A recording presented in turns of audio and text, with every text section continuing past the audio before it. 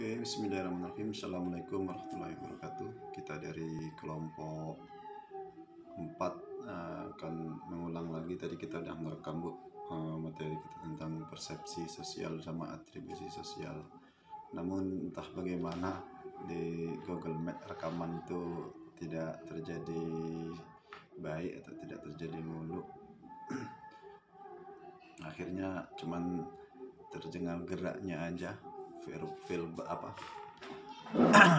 non verbalnya aja, jadi tidak ada suaranya. Jadi ini sedikit saya untuk memberikan materi sedikit tentang persepsi sosial dan atribusi sosial, ya kan?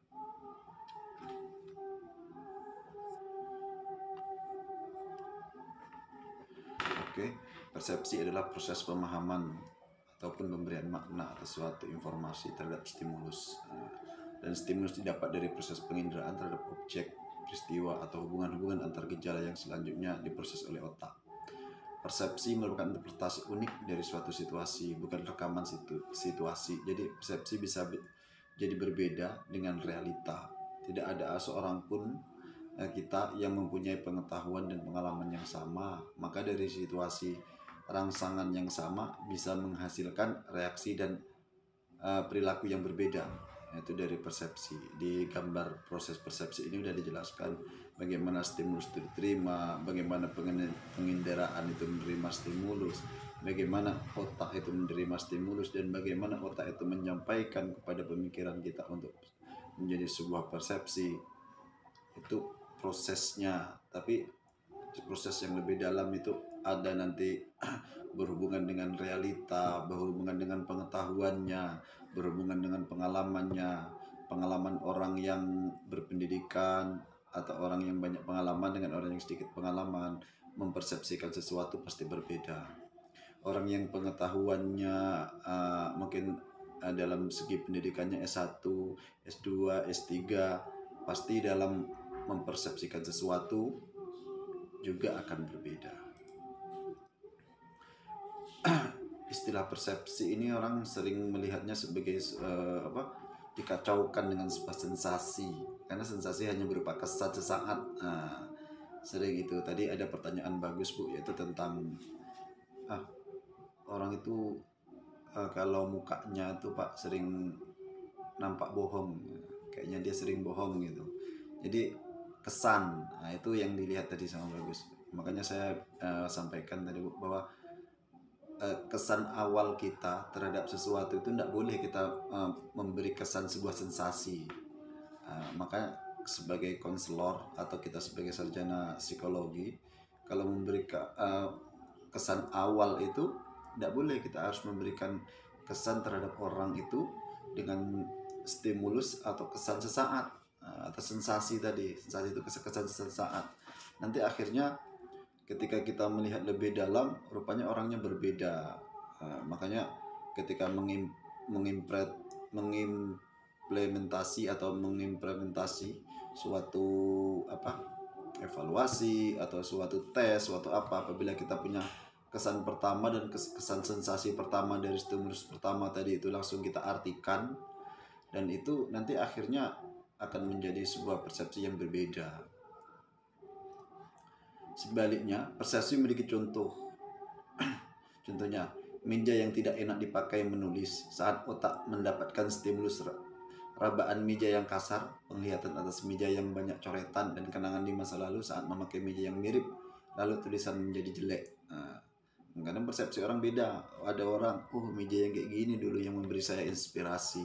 Bagi orang sebagian, meja yang kayak gini dulu bikin saya bermasalah. Itu hanya berbatas sama meja. Oke, pengertian persepsi mungkin tidak perlu kita bahas lagi. Di sini udah kawan-kawan silakan baca. Alat indera merupakan penghubung antara individu dengan dunia luarnya. Itu menurut Branca, stimulus diterima oleh alat indera. Jadi persepsi itu ada persepsi visual yang pertama itu. Persepsi visual itu dapat dari indera penglihatan, yaitu mata. Persepsi visual merupakan topik utama dari bahasan persepsi secara umum. Jadi secara umum, ini kan tadi alat indera kan, yaitu secara umum tuh persepsi visual itu mata kita, penglihatan kita, atau ada istilahnya persepsi auditori, yaitu pendengaran kita, yaitu telinga, atau persepsi perabaan taktil, atau persepsi penciuman itu dari hidung, atau persepsi pengacapan jadi lidah kita. Tapi kalau mata, auditori, perabaan, penciuman, pengecapan itu tidak berfungsi, tidak bisa mempersepsi lebih bagus gitu. Oke, matanya rabun, tidak bisa dia mempersepsi lebih bagus. Yang mempersepsi fakta seharusnya itu tidak bisa. Nah, jadi stimulus yang diterima dengan visual yang dilihat pasti akan berbeda. Nah, itu persepsi. Makanya kita berbicara persepsi di sini itu persepsi orang yang normal, visualnya bagus, auditorinya bagus, perabaannya bagus, penciuman bagus, pengacapan bagus, semuanya dalam stimulus indera tadi. Maka stimulus kita yang bahas di sini, stimulusnya bagaimana terhadap alat indera tersebut. Selanjutnya, ini contoh. Kita sendiri kadang mempersepsi kita, wah kita ganteng nih. Tapi orang melihat kita, enggak ganteng itu enggak seperti itu. Karena persepsi orang seperti itu. Itu namanya persepsi individu. Menyadari dia dapat mengerti tentang keadaan dirinya atau keadaan lingkungannya. Itu tadi menurut Davidoff. Makanya dalam persepsi itu stimulus bisa datang dari diri kita, yaitu berdasarkan pengalaman atau berdasarkan pengetahuan, atau dia juga dapat datang dari luar, dari objek itu sendiri. Itu menurut self perception. Persepsi sosial itu ada elemen persepsi sosial, yaitu personnya sendiri, situasinya, dan behaviornya, yaitu tingkah lakunya. Kita sendiri itu elemen pentingnya dalam sebuah persepsi. Yang keduanya itu keadaan atau urutan kejadian. Yang ketiganya yaitu behavior, yaitu tingkah laku yang dilakukan orang. Itu persepsi, 3 faktor penting dalam terbentuknya sebuah persepsi dari elemen tadi itu. Menurut Bem dan Kassim, persepsi sosial adalah penilaian yang terjadi dalam upaya manusia memahami orang lain. Selanjutnya, 2 pandangan mengenai proses persepsi. Persepsi sosial berlangsung cepat dan otomatis tanpa banyak pertimbangan orang membuat kesimpulan tentang orang lain dengan cepat berdasarkan penampilan fisik dan perhatian sekilas.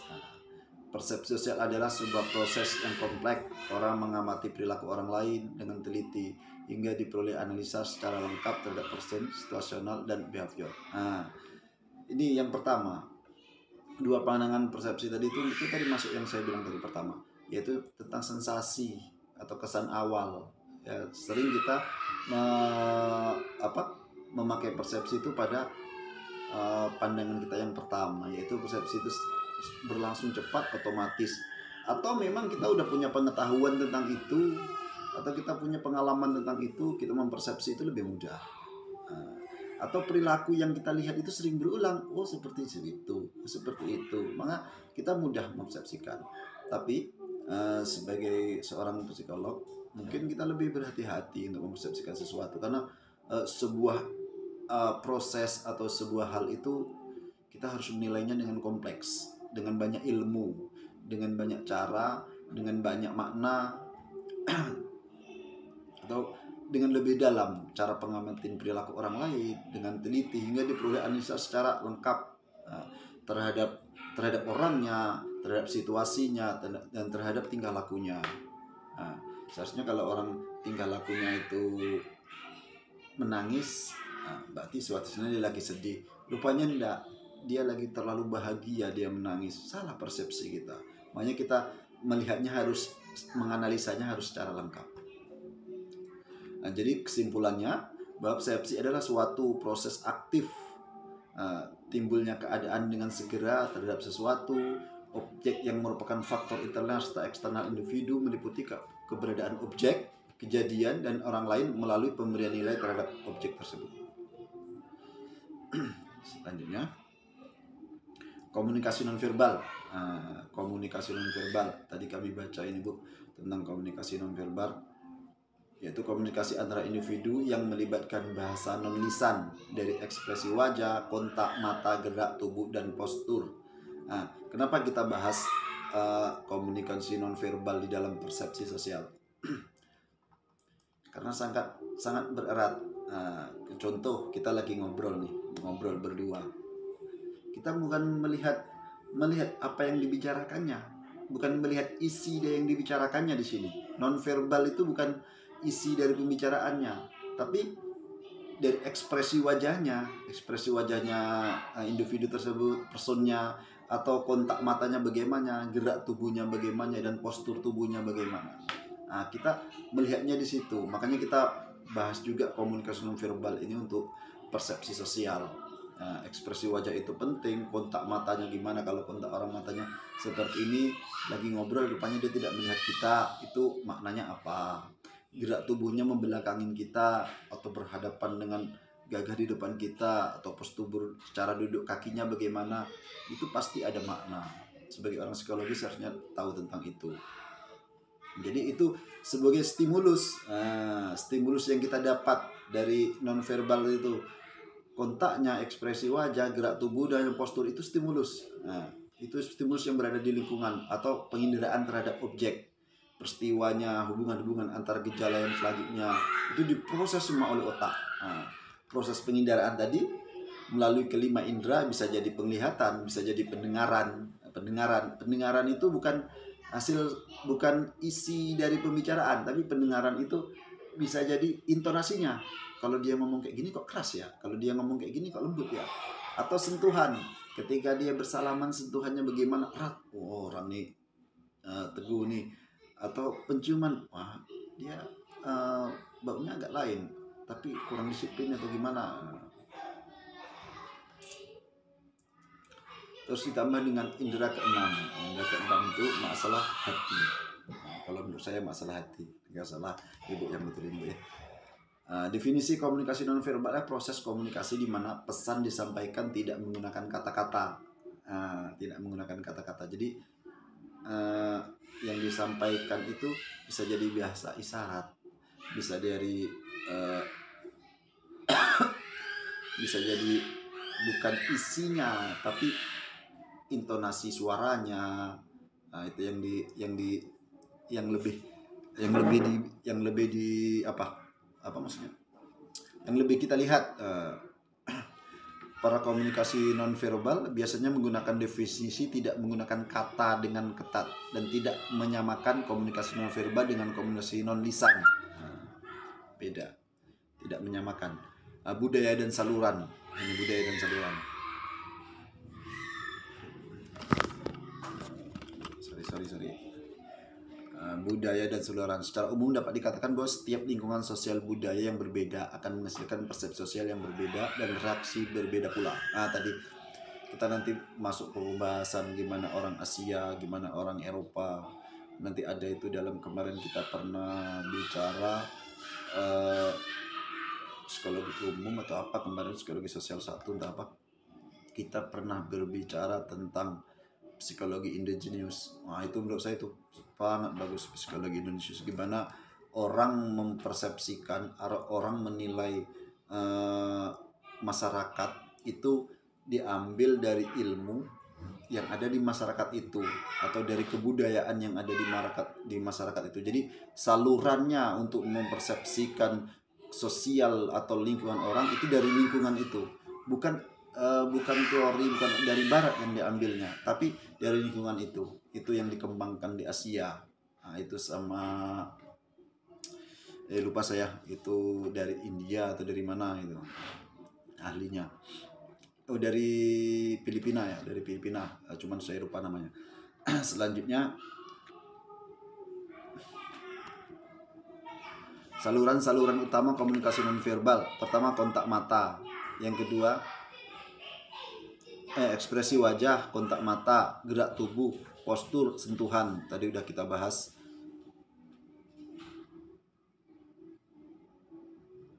Udah kita bahas tentang saluran-saluran ini ya. Selanjutnya tentang budaya. budaya itu asal seorang amat menentukan bagaimana orang tersebut berkomunikasi secara nonverbal. Perbedaan ini dapat meliputi perbedaan budaya barat, timur, budaya konteks tinggi, dan konteks rendah, bahasa, dan contoh sebagainya. Oleh dari budaya oriental cenderung menghindari kontak mata langsung, sedangkan orang timur tengah, India, dan Amerika, tadi kan bicara 5, tadi kontak mata, ekspresi tubuh. Rupanya di budaya itu beda-beda. Di barat itu beda, di timur itu beda, di Asia beda, India, Amerika Serikat beda-beda. Kepercayaannya beda. Orang menghindari kontak mata dianggap tidak dipercaya. Kalau di kita, di orang Jawa itu, kalau terdapat orang tua, paling tidak boleh kita mengontak mata orang. Makanya di kiai nih, kita jalan di depan kiai, tidak boleh kita kontak mata. Itu malah tidak bagus. Menurut budaya di santri itu malah tidak bagus. Makanya kita harus menunduk ekspresi kita, menunduk gerak tubuhnya, kita harus menunduk. Kalau kita malah melihat kiainya itu malah dikatakan tidak sopan, memandang dengan apa itu malah tidak sopan. Makanya kita menunduk. Nah, ini ekspresi emosi wajah bisa kita lihat yang kayak gini seperti apa. Ini yang kaget, ini yang marah, ini terkejut, atau ada semuanya ekspresinya. Jadi itu pengertiannya beda-beda. Jadi ekspresi wajah berlaku secara universal. Penelitian terdahulu menunjukkan ekspresi wajah cenderung universal dan emosi marah dan bahagia. Jadi penelitian terbaru mendedikasikan bahwa sementara ekspresi wajah menggambarkan emosi seseorang, emosi itu bukan berarti marah. Emosi itu apa yang diekspresikan dalam diri, bukan marah. Itu gini ya, itu emosi. Bukan itu aja. Itu emosi gitu. Tapi ekspresi menangis itu emosi, senyum itu emosi. Jadi ekspresi yang ada dalam diri, yang dikeluarkan dalam bentuk wajahnya seperti apa, itu ekspresi emosinya. Jadi harus kita pahami betul emosi itu apa. Ini kontak mata. Ini kenal siapa artisnya, saya kurang kenal ini. Kontak mata seseorang itu bagaimana, di budaya lain itu bagaimana, itu semua ada makna yang tersendiri. Untuk Asia sangat mementingkan rasa hormat, hierarki jauh lebih bertempat dalam masyarakat mereka ketimbang di budaya barat. Perilaku sosial mereka mencerminkan diri. Kalau di orang Jawa itu ada panggilan. Jadi di Jawa itu kalau saya punya adik saya punya anak, manggil saya itu Pak D atau Wak. Jadi akhirnya dia manggil anak saya itu abang atau kakak, walaupun umur anak saya dengan ponakan saya itu lebih muda gitu kan. Nah itu di budaya. Kalau manggilnya banyak, anak saya itu lebih kecil, ponakan saya memang lahirnya lebih besar, manggilnya itu cuma manggil nama, itu bagi orang Jawa tidak sopan. Itu persepsi lagi nanti. Berarti orang yang manggil seperti itu persepsinya jelek. Ini gini. Tapi kalau di Batak atau di Melayu, itu siapa yang lahir duluan itu yang dipanggil abang. Mau dia itu ponakan kita, mau dia anak adik kita atau anak siapa, jadi yang lahir duluan dia dipanggil abang. Aslinya bagus dalam istilah Jawa itu, karena istilah Jawa itu ketika silsilah itu sesuai dengan urutannya. Nanti ketika dia udah besar, dia mau nikah tahu, ini saudara masih dari saudara ini, ketahuan semua. Tapi kalau di Batak atau di Melayu itu hilang, silsilah itu hilang. Dia saudaranya dari mana, dia apa dari mana, karena dari panggilan itu mulainya hilangnya. Oke, itu hanya sekilas info ya.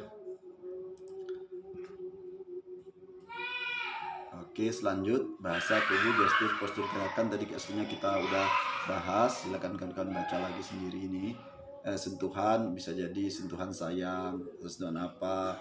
Kalau di Indonesia menyentuh orang gini, jumpa cepika-cepiki, cewek sama cowok itu di barat udah biasa. Tapi bagi di kita orang timur itu agak canggung, berbeda. Atau laki-laki cepika-cepiki sama laki-laki itu di kita berbeda. Tapi kalau di Arab cepika-cepiki laki-laki sama laki-laki itu udah biasa. Jadi itu berpelukan itu ada rasa sama-sama muslim atau apa, itu ada rasa giroh sendiri, ada rasa sayangnya sendiri, beda. Bukan sayang sama jenis ya, tapi sayang secara Islam ada. Kalau di kita mungkin masih ragu. Menurut implik personality teori, setiap orang memiliki pengetahuan mengenai central trait orang lain yang kemudian bisa digunakan untuk memahami orang lain secara keseluruhan. Dalam kehidupan sehari-hari, di mana setiap individu mempunyai konsepsi tersendiri tentang sifat-sifat apa berkaitan dengan sifat-sifat apa, konsepsi ini merupakan teori yang dipergunakan orang ketika membentuk kesan tentang orang lain. Teori ini tidak pernah dinyatakan karena itu disebut implicit personality. Maaf kalau yang ini saya kurang memahami, jadi nanti bisa minta penjelasan sedikit dari Ibu. Oke, kita masuk pada atribusi sosial. Nah, menurut Baron Birne, atribusi merupakan proses-proses untuk mengidentifikasi penyebab-penyebab perilaku orang lain dan kemudian diketahui tentang sifat-sifat menetap dan disposisi mereka. Kita melakukan atribusi karena mengetahui faktor penyebab dari suatu perilaku. Faktor penyebab dari suatu perilaku itu tentu sangat beragam, tapi secara umum penyebab dari suatu perilaku itu bersifat internal atau eksternal, spontan atau pertimbangan, terencana atau tidak terencana. Itu menurut Pennington.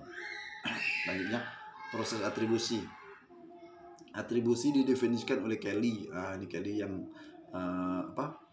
teori tentang atribusinya yang lebih terkenal sebagai proses konsepsi sifat disposisi yang sudah ada pada suatu satuan atau entitas di dalam satu lingkungan atau environment. Kelly membenarkan teori Heider bahwa proses atribusi adalah proses persepsi dan bahwa atribusi bisa ditujukan kepada orang atau lingkungan. Adalah salah satu ahli psikologi yang pertama kali mendefinisikan istilah atribusi, yaitu Fritz Heider. Menurut Heider, atribusi sebagai proses persepsi dan atribusi sebagai penilaian kausalitas. Atribusi sebagai sebuah proses persepsi, atribusi ini dari proses persepsi manusia. Manusia terikat dalam proses psikologis yang menghubungkan pengalaman subjektif mereka dengan berbagai objek yang ada. Objek tersebut direkonstruksi secara kognitif agar menjadi sumber-sumber akibat dari pengalaman perseptual. Ketika orang mencoba untuk membayangkan sebuah objek, maka mereka akan menghubungkan pengalaman tersebut ke dalam alam pikiran mereka. Kognisi sosial, ini atribusi sebagai penilaian kausalitas. Kognisi sosial ada proses di mana orang merasakan dan membuat penilaian tentang orang lain. Muncul atribusi sebagai penilaian. Atribusi sebagai penilaian kausalitas yang menekankan pada penyebab orang yang berperilaku tertentu, yaitu atribusi personal dan atribusi impersonal. Yang personal ini penyebab personal atau pribadi yang merujuk pada kepercayaan atau hasrat dan intensi yang mengarahkan pada perilaku manusia yang memilikinya. Dan atribusi impersonal adalah penyebab di luar pribadi yang bersangkutan yang merujuk pada kekuatan yang tidak melibatkan intensi atau tujuan.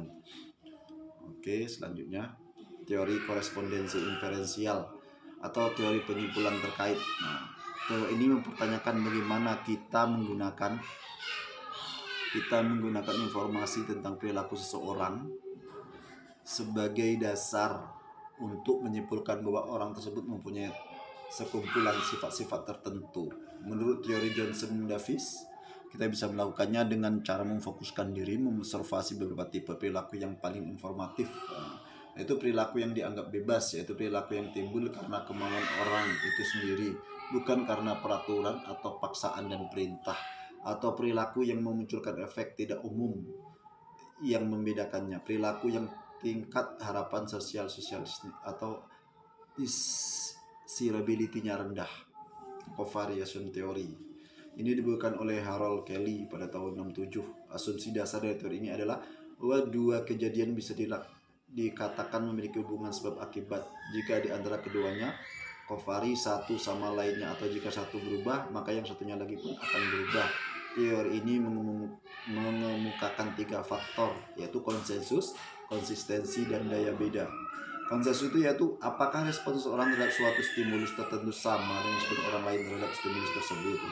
Konsistensi yaitu apakah respon seseorang terhadap suatu stimulus tertentu sama di setiap waktu dan tempat. Atau daya beda yaitu sejauh mana seseorang memberikan respon yang berbeda terhadap suatu stimulus tertentu terhadap stimulus lainnya. Kesalahan atribusi, ini bisa kawan-kawan bisa baca. Kesalahan dasar atribusi itu cenderung kita untuk mengatribusi perilaku orang lain karena faktor karakteristik individu kita, yaitu kesalahan dasar. Nah, jadi kita mengatribusi seseorang itu kita ambil contohnya dalam diri kita aja. Kita ketepikan semua tentang apa tadi, kita ketepikan behaviornya, kita ketepikan person orang, kita ketepikan tentang pengetahuan lain gitu kan. Pokoknya tidak kompleks lah kita melihatnya. Jadi kesalahan dalam mengatribusi itu karena kita melihat karakteristik individual daripada karena faktor situasi. Nah, ini kesalahan atribusi yang mendasar. Karena ini kecenderungan selalu memberikan internal dalam melihat perilaku seseorang. Jadi kita melihat perilaku seseorang itu kita melihat diri kita, atau aktor atau observer effect yang kedua nih adalah kecenderungan untuk menjelaskan perilaku orang lain karena faktor individu dengan perilaku diri sendiri karena faktor situasi. Orang melihat perilaku orang lain hanya dari faktor dalam, sedangkan kalau perilakunya sendiri hanya dilihat dari luar. Nah, ini sering ini kita melihat ini, bahwa kesalahan kita itu pasti faktor orang lain. Nah, nilai kita rendah itu berarti faktor dosennya gitu kan, atau nilai kita tinggi itu karena kita sendiri. Nah, itu aktor observer effect. Nah, ini kesalahan dalam atribusi karena menilai sesuatu itu tadi tuh harus kompleks, harus jelas. Yang kedua, self-serving bias adalah kecenderungan kita untuk menilai kesuksesan orang lain karena faktor eksternal, sedangkan kesuksesan diri sendiri karena faktor internal. Hampir sama. Kecenderungan kita untuk menilai kegagalan orang lain karena faktor internal, dan sedangkan kegagalan dari sendiri karena faktor eksternal. Nah, itu tadi. Saya tidak sukses itu bukan karena saya ini, karena saya dikeluarkan dari perusahaan. Nah, saya tidak sukses makanya saya gagal. Oh, saya sukses di perusahaan ini karena saya mengembangkan ilmu saya. Itu persepsi yang salah. False consensus effect, yaitu false consensus effect ini adalah kecenderungan kita untuk menggunakan penilaian pada diri sendiri sebagai dasar dalam melakukan penilaian terhadap orang lain. Ini mengatribusi, ya. Kita menilai orang lain itu kita sama dengan menilai diri kita sendiri. Kalau orang itu gagal karena ini, kata dia, oh sama itu dengan saya kegagalannya. Orang itu sukses karena sama dengan saya sama saya. Yang ketiga, self-centered bias adalah kecenderungan kita untuk merasa lebih berkontribusi terhadap suatu hasil yang dikerjakan bersama orang lain daripada sesungguhnya yang dilakukan. Nah, ini kadang dalam kelompok atau dalam dalam berkarya itu bagus, mewah atau apa, dia merasa dia yang berkontribusi di situ, dia yang banyak tangan di situ. Dalam faktanya berbeda. Itu kadang sering kita jumpain. Blaming the victim, adalah kecenderungan kita untuk menyalahkan korban atas nasib yang menimpa dirinya. Kita mengontribusikan musibah yang dialami orang lain sebagai karena kesalahan dan tanggung jawab si korban. Atau kesalahan apa, orang jatuh dari motor, itu kesalahan dia, itu banyak dosa atau mana. Kita sering menilai seperti itu. Orang jatuh motor ya karena jalannya licin atau karena apa, jadi nggak bisa kita persepsikan seperti itu. Oke, terima kasih. Mungkin kalau kurang bagus atau kurang penjelasannya kurang bagus atau dalam memberikan pengertian terhadap materi-materinya kurang memuaskan, ya saya mohon maaf. Jadi ini poin besar kita tentang persepsi dan atribusi. Banyak seharusnya yang perlu kita baca. Dalam persepsi itu ada perhatian eksternal, gimana kita seleksi persepsi hubungan dengan pemilihan stimulus di berbagai faktor eksternal dan internal yang mendapat perhatian individu itu apa, perhatian eksternal itu apa, intensitasnya, semakin hebat stimulus lingkungan semakin lebih diperhatikan kan, atau ukurannya semakin besar objek semakin mungkin dirasakan, atau kontrasnya stimulus yang muncul berlawanan dengan latar belakang atau yang tidak diharapkan akan memulai perhatian, atau pengulangan sering-sering dilakukan, persepsi eksternal atau gerakan atau baru dan familiar atau hal-hal yang baru Sedangkan internal itu beberapa faktor di seseorang mempengaruhi persepsi, antara lain yaitu pengetahuan, motivasinya, motivasi tadi belum, atau motivasi kita, kepribadian kita dalam mempersepsi itu berperan dalam pengetahuan dalam persepsi tersebut. Itu tadi ada pengorganisasian persepsi itu penting juga. Itu ada 3, kesamaan dan ketidaksamaan, kedekatan dalam ruang atau kedekatan dalam waktu, atau objek peristiwa akan dilihat ada hubungannya bila ada kedekatan kesamaan waktunya, atau kedekatan dalam ruang objek atau peristiwa yang kedekatan mudah diartikan sebagai objek yang ada hubungannya, atau kesamaan dan ketidaksamaan, objek yang mempunyai kesamaan dan akan dipersepsi ada hubungan gitu kan.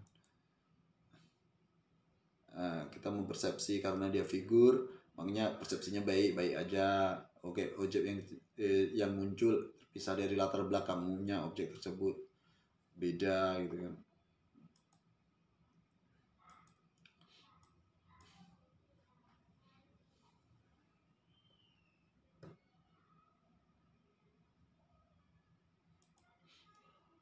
Pokoknya dalam persepsi tadi itu yang sering dalam persepsi sosial itu adalah bagaimana kita sebagai individu menanggapi individu lain. Yang kedua, persepsi orang terhadap orang lain dipengaruhi oleh karakteristik orang yang menilai dan yang dinilai, atau stereotip.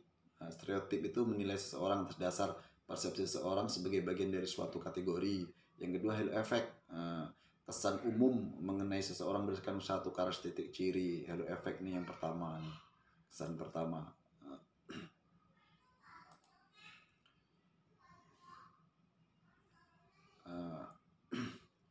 Makanya ini dalam persepsi atau atribusi ini tidak jauh beda.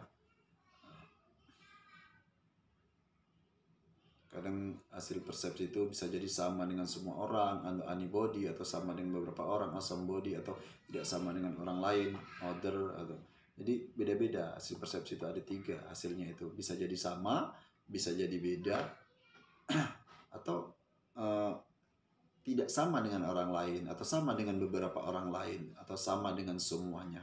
Itu hasil dari persepsi.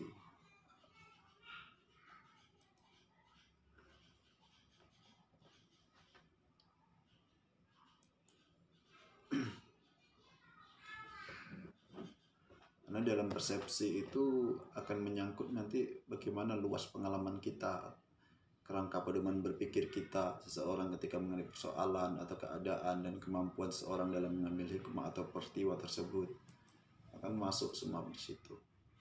Mungkin hanya itu yang dapat kami sampaikan. Ini aslinya masih banyak itu, apa hubungan persepsi dengan atribusi, apa perbedaannya, kesamaannya itu di mana. Mungkin kami perlu penjelasan yang lebih matang tentang itu. Terima kasih. Saya akhiri. Wassalamualaikum warahmatullahi wabarakatuh.